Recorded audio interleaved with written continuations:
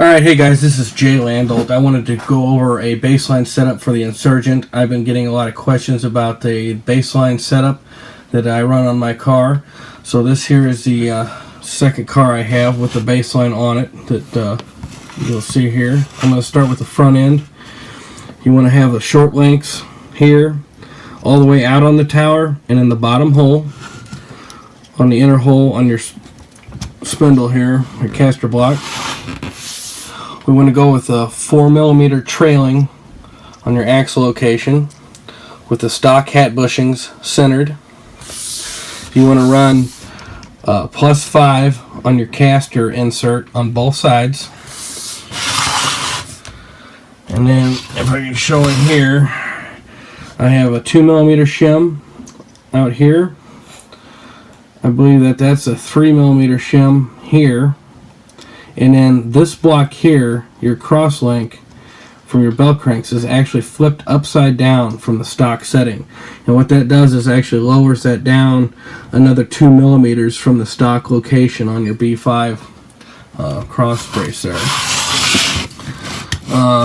You want to run a 30-degree kick up. And as far as our shocks, we run the long body shocks for the JL floating pistons. So you need to run the tall lower spring buckets, and your stroke from the top of the plastic eyelet to the bottom of that blue O-ring cap is going to be 740 thousandths, which is 4mm, and then or four shock limiters. I'm sorry, 4 shock limiters in the front, and then tighten up your rod end to where it equals 740 thousandths of stroke. I'm running 1.7 pistons, so 1.7 hold pistons in here with 60 weight oil, and then it's on the outer hole, your outer hole on your arm here. You can see the location of the top of the shock and the center upper hole. The bottom set of holes is if you were to run a gull wing arm, or you can get some massive droop. You can kind of note the location of the arm angle at full extension is just a little bit running downhill from perfectly parallel. So you're running downhill just a little bit. In the back of the car, you want to run your stock location here on your hub. You want to run the hub centered. I didn't have any more of the bushing, so I had to run it. I got 3 in there. But you'd want to run them centered if you got just the stock bushings centered, or to the front just a little bit. The mounting hole back here, this is a +2 block. So with a +2 block, I would run the ball stud down right on the block. But if you have the stock block, you'd want to put a 2mm shim underneath your ball stud. And then we're actually running these on the lower location in your bulkhead. So you want to be, these bottom holes here will be in the bottom. As far as your C-brace, you want to run the 3+1, which is the 3 degrees of toe and the 1 degree of anti-squat. Going on to the rear shocks. You want to run, of course, the long bodies, 60 weight oil with 1.7 pistons.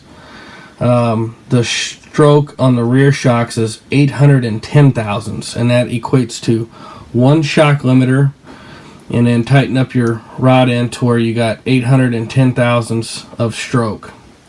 I run the tall spring buckets on the back too, and then your preload. Your preload is going to be determined on the ride height that you want to set. So in the front is usually 100 thousandths less than the rear preload. So the rear right now, I'm at 400 thousandths preload from here to here, and then on the front is 300 thousandths from here to here. But this will change based on your ride height. So when you set ride height, you want to measure with the batteries in the car, the cage on the car, pretty much race ready, and you want to measure from right underneath here, right about in that location underneath that front cage hole, and then on the back of the chassis, right where that little kick out is, right before it starts slanting back toward the rear end. So these are my two measuring points for ride height. I only check the right side because usually I run a red on the right rear and it'll put a little tilt in the car, so I'm not worried about that. I just want to check the right side. So up front here, you want to be right around 18 millimeters from the ground to the underside of the chassis, and on the rear from this point here, you want to be 22 millimeters from the ground to the underside of the chassis. And to achieve that, these may not be exactly 300 thousandths or 400 thousandths. It may be 325 or even down to 250 depending on the weight of your car.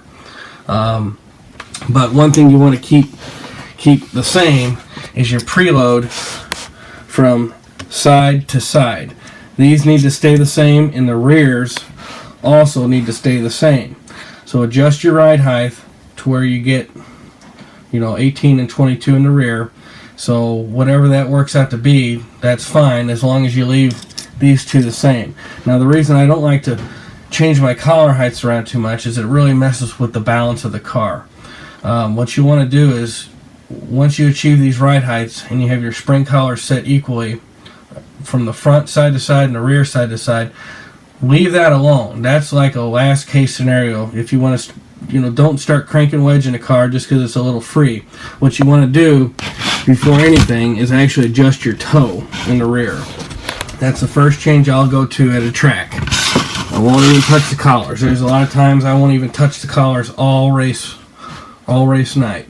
So generally in the right rear, say at a track like Allen's or Willard, even a track where you're turning more, I will be 4 degrees toe out on the right rear and 6 degrees toe in on the left rear. Now a track like Maryville or a track that has some longer straightaways or more of a paperclip type track where you can't get away with running that much rear steer, I'll go down to 2 out and 4 in here. Now I will say I like to run a lot of rear steer, more so than what a lot of guys like. So I'm not saying that that's the gold standard, that's just what I run. A lot of guys can go down to say even 0 here and say like 2 in, or leave the 4 in and go to 0 in the right rear. It's all personal preference, but generally I found the car's faster if you can run as much rear steer as you can get away with. So here's some rear shock mounting positions. I'm in the center hole, 1 in from the outside of the tower, and then I want to be on the bottom side or the outer hole on the arm. Now a lot of guys also, if you're running like a B6 rear hub where you can adjust this up or down, you want to stay in the 0. I've tried it in the taller position like the +3, and I honestly really didn't like it. It just kind of took grip away from the car, so I went back to basically the B5 rear hub in that position. Generally I run a 5.5 with a 84/20 on the car, and that's generally a pretty good starting gear with a 5.5. And generally I go up 2 teeth per wind, so if I were to run a 6.5 I would be at an 84/22 on that. Anyway, this is about all I can think of now for a general baseline setup. Like I said, it seems to work pretty well, and it's a really good starting point for any track you want to go to. If you have any other questions, feel free to send me a message on Facebook or leave a message here on YouTube, and I'll be happy to answer anything you may have. Thanks for watching. Bye.